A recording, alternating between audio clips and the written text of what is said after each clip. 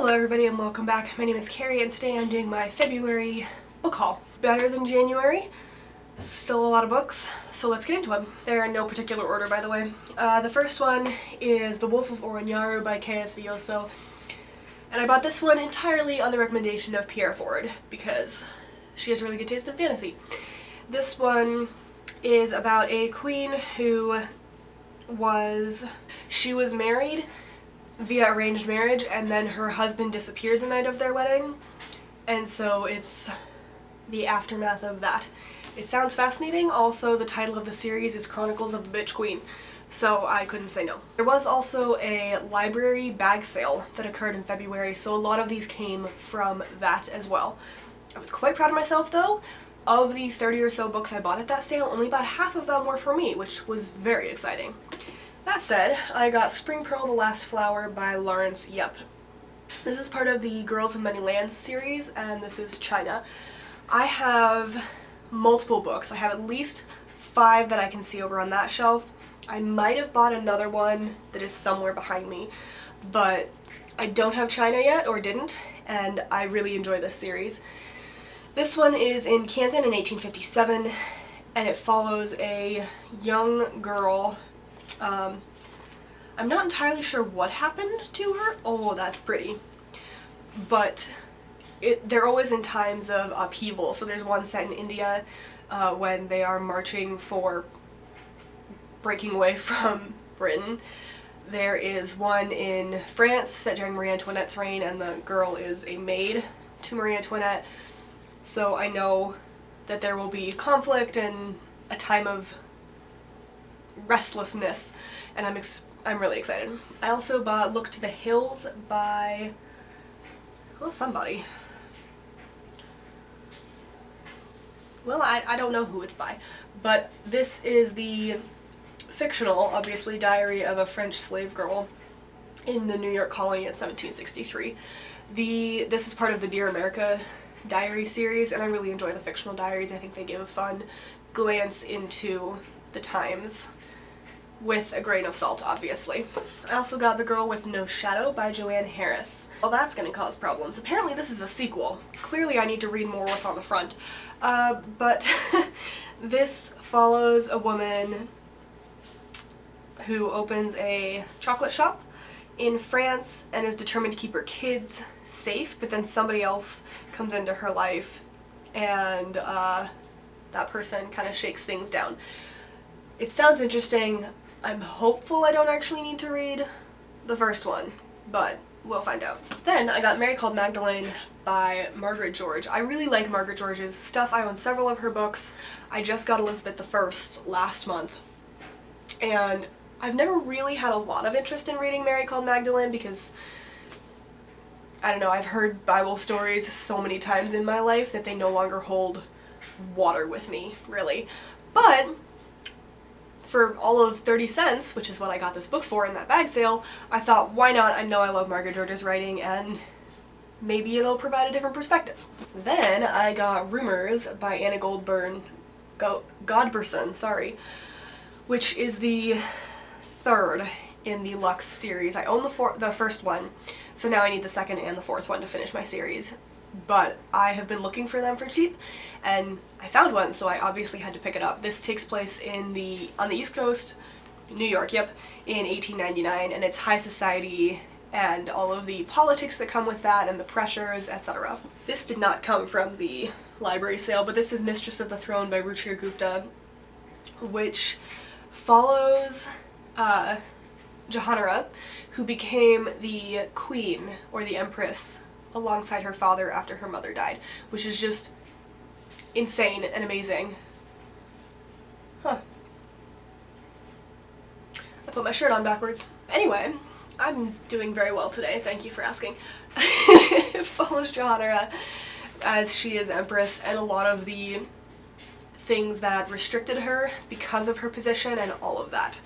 I have found it incredibly difficult, at least here in the States, to find good books, nonfiction or fiction, about Jahanara and her family, but specifically Jahanara because I think she's awesome. So I was really excited when I found this. We have Water Wars by Vandana Shiva, which is a nonfiction about the value of water, essentially, and what all of the economic profitization, I guess, of water has done and will do in the future. It's a short book and it sounded pretty good. We have a couple new releases, including All the Stars and Teeth by Adeline Grace. This is one that hopefully I can get to in March because I am very excited about this one. It is about a woman, or a young woman with soul magic who meets up with a pirate. And really that's all I needed. It is YA fantasy and I love nautical books. So this sounded fantastic. We also have Ember Queen by Laura Sebastian. This is the third book in the Ash Princess series. I own the first two, and now this one. I have not read any of them. However, now that I have 3 of them, I don't know if it's a trilogy or a series, but now that I have 3 of them, maybe in April or something I can just sit down and binge all of them so that I can actually read all of the books that I own without just buying the series without having read them. That one is about a girl who was a princess and then her kingdom was taken over and she was kept as a trophy, and so it's her finding her way back to the throne and taking revenge. Then we have The Conquering Tide by Ian Toll, which is volume 2 in the Pacific War trilogy. I don't have volume 1 or 3. Volume 3 is coming out, I think in July, which is why I bought this one, but I find the Pacific War fascinating and gruesome, but 3 volumes sounded fantastic and incredibly immersive, so I would like to find the first one and then I can read the whole thing. I also got Empire of Sand, which got damaged in shipping, by Tasha Suri, which says that these people, the Emrithi, are outcasts and persecuted throughout the Empire because they have magic. Our main character is the illegitimate daughter of an imperial governor and an exiled Emrithi mother she can barely remember, but whose face and magic she has inherited. Her power comes to the attention of the Emperor's mystics, so she has to not do what they want her to do. And then this one I also got at the library sale. It is Merry Christmas, Geraldine by Holly Keller. This book I will read in March because it's a very quick read, but also I got this because it came up at Christmas that there are very few books with the name Geraldine in them, and so I was challenged, not really, but I took it as such, to find a book with Geraldine in the title, and this is the first one that I came across, so here it is. And then we have The Shadows Between Us by Trisha Levenseller, which, oh yeah.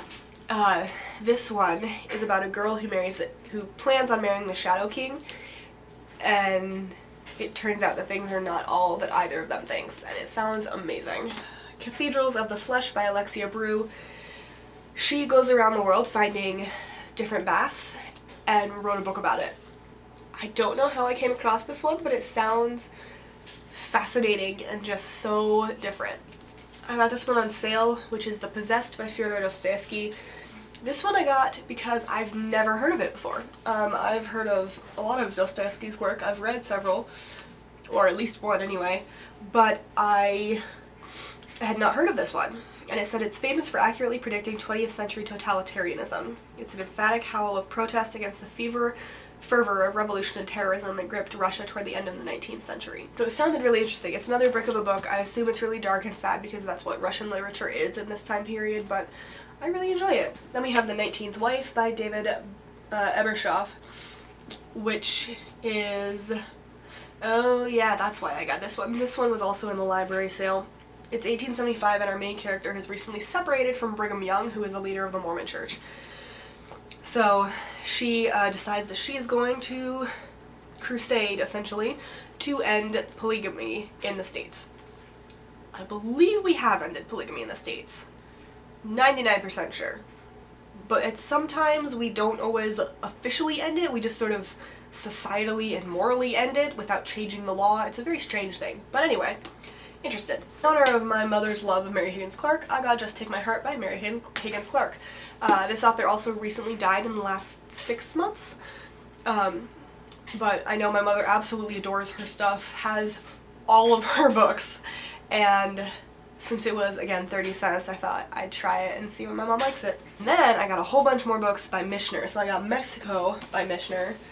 That's not Mishner. And I got Journey by Mishner. Apparently I only got 2 more. There were a whole bunch more.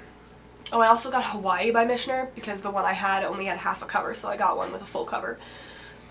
But I really enjoy Mishner. He does great comprehensive historical fictions of different regions or countries. So he's got South Africa, Mexico. Oh, Gold Fever in 1897, so this is Alaska. He's got Colorado, he has space, he's got a whole bunch. And so for 30 cents I was not going to pass these up. I also got The Shadow of the Lion by Mercedes Lackey, Eric Flint, and Dave Freer. It's Mercedes Lackey, it's a high fantasy, it's thick. I really didn't even need to look into it more. Just because I thought, why not? I got The Courtship Dance by Candace Camp, which is a romance book about a woman who has decided that she is not ever going to find romance. She's going to find the Duke of Rochford, the perfect wife, and guess where it goes from there. Then I got Madam Secretary, which is a memoir by Madeleine Albright. I know I've heard the name before. I don't really know why or what she did or even when she lived, but based on... actually no, I have no idea. Bill Clinton's terms. Was he in the 90s? Maybe? 80s? I don't know. I clearly have no idea what happened during my lifetime. I need to work on that. But at any rate, she's important, and she was a secretary somewhere in the state system, so I'm curious to read that, and maybe I'll actually figure out the order of the presidents in the last 20 years. To be fair, I know that we had 2 Bushes, and then after Bush we had Obama, and now we have whatever you want to call the man in office. But anyway, and then the last book is What Would the Founders Do by Richard Brookshire. This just sounds really fascinating, especially from a legal perspective, which is not how the book was written, but this starts off with questions like, what would George Washington do about weapons of mass destruction? How would Benjamin Franklin feel about unwed mothers? What would Alexander Hamilton think about minorities in the military? Would Thomas Jefferson support assisted suicide? Examining a host of issues from terrorism to women's rights to gun control, historian Richard Brookshire reveals why we still turn to the founders in moments of struggle, farce, or disaster. It sounds very interesting. It sounds...